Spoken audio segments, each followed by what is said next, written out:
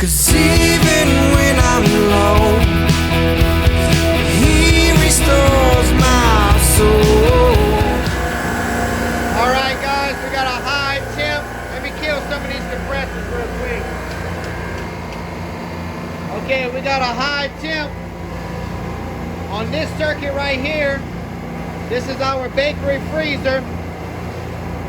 When I got here, as soon as I walked up to it, I heard it click and went into defrost. So I went ahead and went into the controller and called it out of defrost. It's kind of late. I want to see what's going on. We'll start in here. We'll check to make sure that we even have a call for cooling. Then we'll go through the troubleshooting process. So as soon as this thing comes back on, because there's a drain time, or what they call a drip time, as soon as the drip time clocks out and this unit goes back into refrigeration, we'll pick up from there. Okay, so we got the circuit back on. Take out my handy dandy magnetic spinner.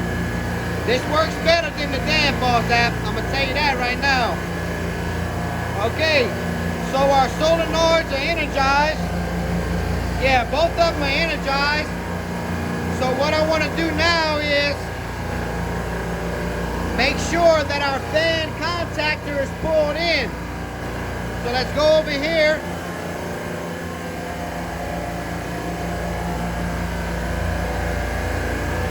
Okay. So this, okay, it just pulled in. All right, you seen that, folks? So this is our fan contactor right here. We're getting control voltage on our contactor from these boards. When the computer tells us that we need refrigeration, well, this closes, one of these relays, whatever it may be, closes, and it completes our circuit to pull in our fans. So we see that our fan circuit is pulled in. So what I want to do now is take my meter out.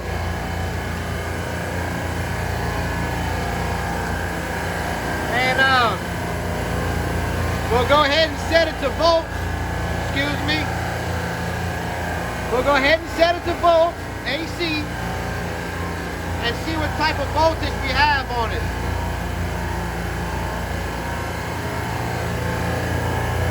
Okay, so we have our voltage, 211 volts. I started with the bottom of this contactor. That eliminates me having to check these fuses.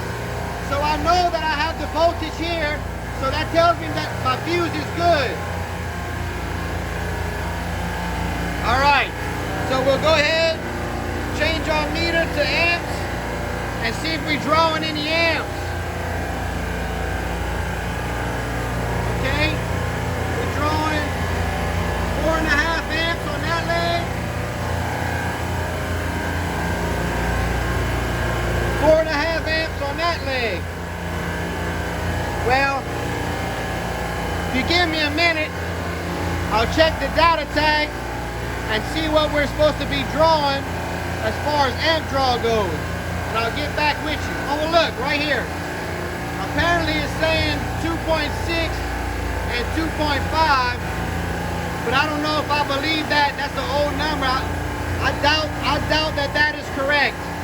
But we'll go inside and look at the data tag, take it from there. All right, so we're in the freezer, and it's clear that we have our fans. You see this little frost right here, that's pretty much evidence of air infiltration. I'm looking on the ground right here, there's a lot of new frost.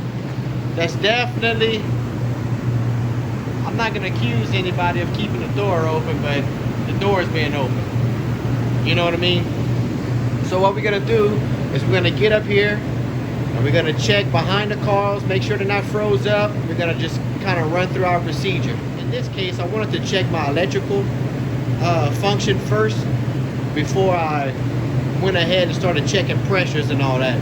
Because a lot of times these See, they have switches right here for the fans and for the defrost heaters, and a lot of times they will be left off if somebody gets too cold in here. They'll turn them off, which I don't have a problem with them turning it off as long as they can remember to turn it back on, right? But often they don't. All right, so we're behind the coil, and I want to bring your attention to something. See this frost pattern right here? Just from experience, this type of frost pattern, this is not froze up yet. This is door open, TXV feeding, possibly fans off. Watch, this is snow. You see this? It's hard for you to tell, but this is snow. Watch, check this out. See if we can see it. Okay, you see that? As I'm scraping it, it's going through the fan. That's definitely humidity. I don't want to say it is what it is, but if I go run this through a quick defrost and I'll put it back up in action, I can almost guarantee you that this cooler is going to come down to temp. I would almost go as far as to say that these doors were open for a long period of time during whatever they might have been doing. I don't know. But okay, I mean, just put it in defrost. From the time it took me to walk out to walk back in, you can see we're starting to melt really well. I came back in here because I forgot my meter. So we're gonna get back outside and use this time to see if we can verify that our defrost heaters are working with the defrost at the defrost contactor. Make sure that we draw on the right amount of amps. I'm trying to scrape the ice off of this so I can see what our amps should be. All right, so defrost heater. If you can see that, overall defrost heater circuit should be 9 amps. So let's get down there and see what we can find out. If all of our defrost heaters are working, which I think they are, but we're gonna check them anyway, you know. All right, we're standing in front of the defrost circuit.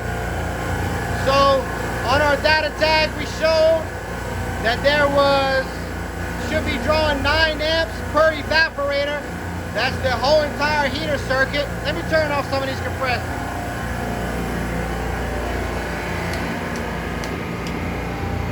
Okay, that's a little better. So per circuit was 9 amps. So we have 2 circuits, so we should be drawing somewhere along the line of 18 amps, roughly, right? Give or take some, 15. Let's see if I can get a little bit closer here. Okay, 15.4 on one.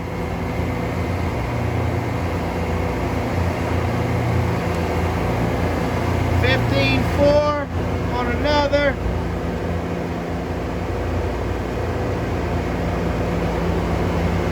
15.6. Now, I know that the defrost heaters are working, but what's this show right here? Okay, so they got 14 amps. It's hard to tell, but we got a pretty long run, so we don't have exactly 240 volts.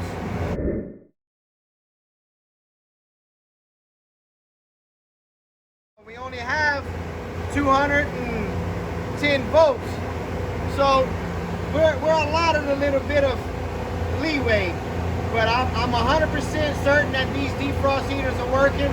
We're gonna let it run its course, and we're gonna turn it back on. When we turn it back on, I'll check the pressures. Let's find out something real quick while I'm thinking about it. So in defrost, these solenoids ought to de-energize. We want to make sure that they aren't shutting off. So we have those spinning winning.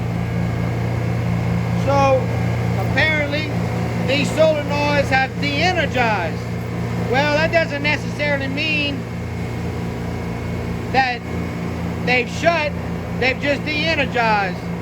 But we'll go ahead and put some gauges on it to make sure that we actually did close the valve.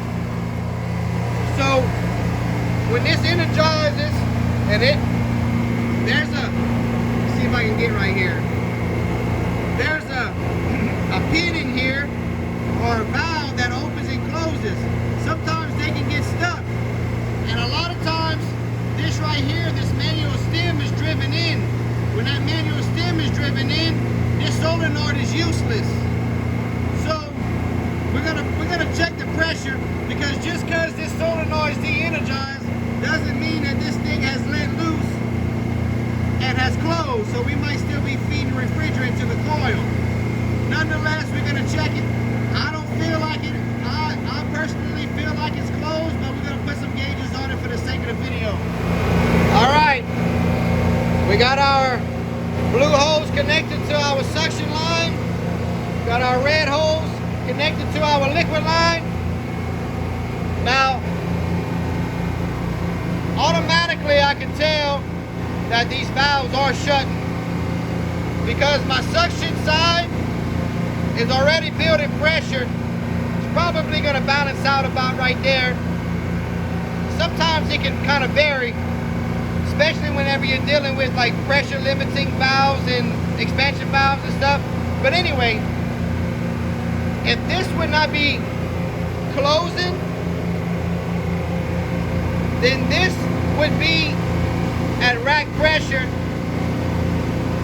and my liquid side would start to as well pump down. It would start trying to pump down. Well,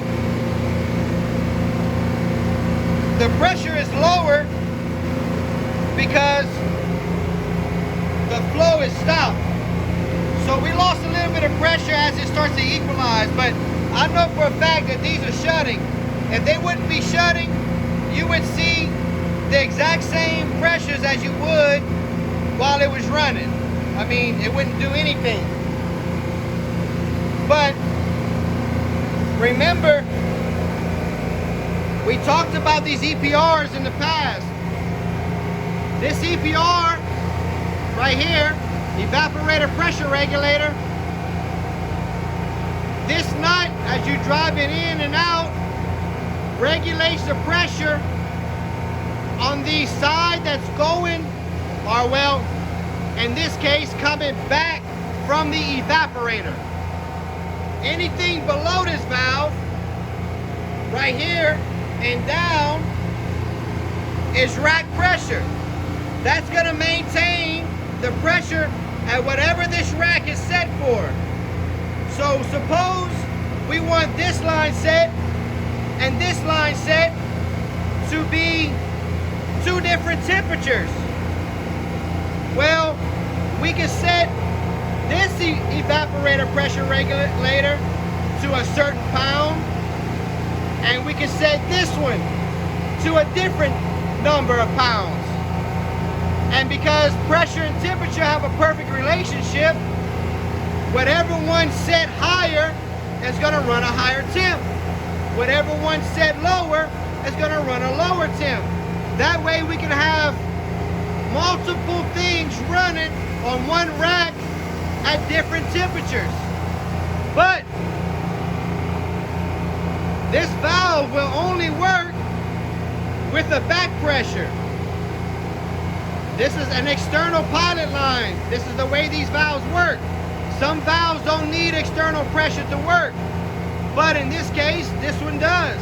It has some. All this is a tap off the discharge pressure. It's just hot gas. If we follow it down,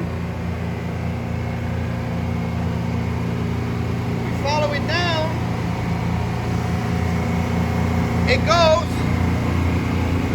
into this manifold right here. Okay? This is a valve. This is called a crot valve. Well, we don't want to send 250 pounds, 200 pounds to this. It doesn't need 200 pounds. It only needs about 100 pounds or so, 90 to 100 pounds. So this valve allows us to drop the pressure before it takes off and hits all these valves. But just following the line, if you follow it up,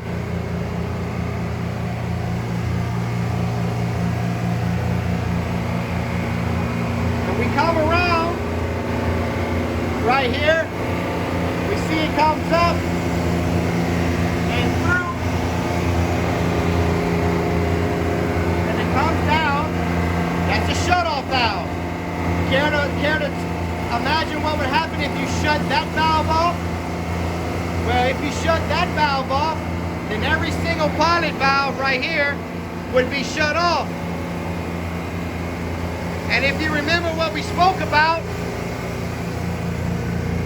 if this is shut off, if there's no back pressure from this line, then this valve is null and void. It's useless. It's a wide open pipe. It's not regulating pressure at all. So if I were to shut this one off, then it would only be this valve that wouldn't regulate. The rest of them would work. But if I were to shut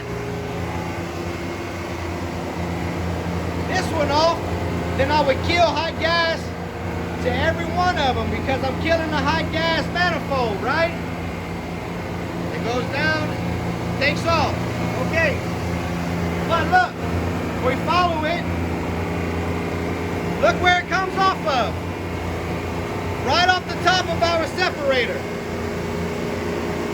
That's before we even get to the condenser.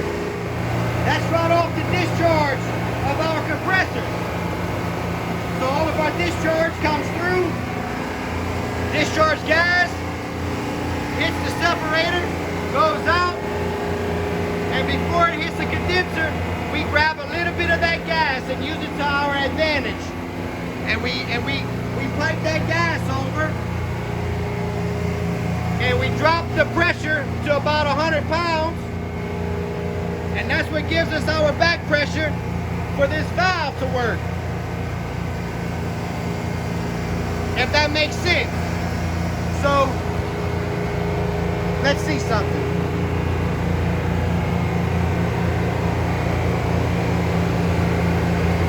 Oh, we need a whole backup on it. All this is a stem. You could drive it in, and it stops the flow of pressure, and it'll stop this valve from working. If you haven't driven out, then you can set the pressure of this valve and it'll work. Simple. Okay. So, like I was saying earlier, this valve, this doesn't regulate pressure. This is just off, on, off, on, off, on. As long as this solenoid energizes, off, on, off, on. And this has a stem. I loosened it up already. I don't have grip strength of a gorilla, or maybe I do. This stem right here, if you're driving in, this valve won't do anything, regardless of what the solenoid is doing. This valve won't do nothing. But if I have it out, then I'm giving the control over to the solenoid. Okay? Now this solenoid on this valve, when it shuts, it closes the flow as well. So when both of these shut and defrost, a lot of systems they want to pump them down, and that's fine. But in this case, they shut both of them off, and the idea behind it is that it aids in defrost. That you trap the gas in the coil, and as the coil heats up and the gas starts to boil up, then the internal temperature of the coil boils up, rises, so it supposedly helps in defrost. But anyway, that's a recap on EPRs and solenoid valves and where we're getting this pressure, this discharge pressure from to make these valves regulate. So, you see, we came up a little bit and we dropped a little bit here. If I were to open this up, this pressure would rise because we would start feeding liquid back. I'm not gonna do that. But anyway, we're gonna pull it out of defrost here in a minute, and we're gonna see what the pressures look like outside of defrost. See if we have good pressure. All right, see if we can zoom in here. As you can see, all the ice is off of our coil. That did not take long. I'm talking about maybe a 15-minute defrost, something like that. So, well, it's smoky in here. I kind of got the door open a little bit. Shame on me. Let me shut the door. Okay, so what we're gonna do is we're gonna go ahead and get it back up and running, and yeah, we're gonna see what we could do with it. I guarantee you it's gonna pull down the temp. See, what they don't realize is whenever the door's open and we get that frost pattern on the back of those coils, well, you restrict the airflow, so you don't get the heat exchange that you need to remove the humidity and the heat out of the space. So now that we got the coil clear, I guarantee you that this thing's gonna take off. We're gonna check our pressures. We're gonna make sure we got the right coil pressure and everything. We're gonna walk you through that, but I'll just say it. Door was open way too long. All right, so it came out of defrost. Oh, and by the way, while I was up there, I looked at the data tag, and this right here, 2.6, 2.1. Anyway, the data 2.5. The data tag for the evaporator fan said 2.1 amps per unit. That explains why we were getting 4.5 amps on the whole entire leg, because there's 2 units inside, which to my understanding are not the original units that were in the freezer. So that explains the anomalies of our amp draw. I mean, those heaters may have been replaced, might not be exactly, 18 amps altogether. So 15, 16 amps, we're not hurting nobody. Anyway, take my spinner out. So that's telling me that indeed we have a call for refrigeration. I knew that already because our pressure started to go down. So it's gonna take a little while, but as you can see, we're dropping more and more and more. So let's see, this freezer is supposed to run at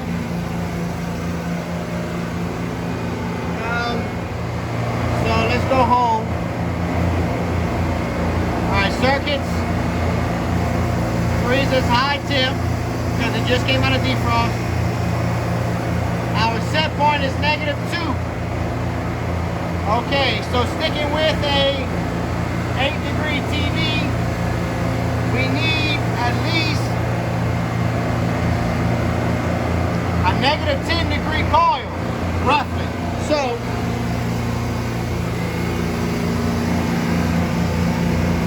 right now it's showing we have a -6-degree coil. Now keep in mind, the box tip is up. It just came on, but we're slowly dropping down. I guarantee you that it was what I said it was, that the doors were open way too long. So we're gonna let it cool down for a little while. Then we're gonna check our controller and verify that we hit the correct temperature, and we're gonna call it a day. All right, so this is the status of it right now. As of right now, we're at 14.9 degrees. Set point still -2, as always. We've only been on 16 minutes, and we've dropped from 57 degrees to 14 degrees. 14 degrees is lower than what it was when I got the call, which was 17 degrees. So in 15 minutes time, we've dropped over 20 degrees. So we're gonna watch it a little bit longer. I would like to see it hit about 2-0. Who knows, we might watch it hit the whole thing, but it's gonna take a little while. But if I know that it gets down to 5 degrees, then I can monitor the rest of it at home. I have that ability. But I can guarantee you this thing's functioning properly now. Let's see something. Yep. So our suction temp is coming down. We're almost right at -10-degree coil. We got a great suction pressure. I'm telling you folks, I'm probably not gonna mess with it any more than this. I know exactly what the problem was, and that's the reason as technicians we have to try to educate the stores about how important it is to keep the door shut. Even if they don't listen to us, there's measures that we can take, if you know what I mean, to ensure that the door stays shut. We can install alarms, we can install curtain strips, but we want to try to give the store the benefit of the doubt first.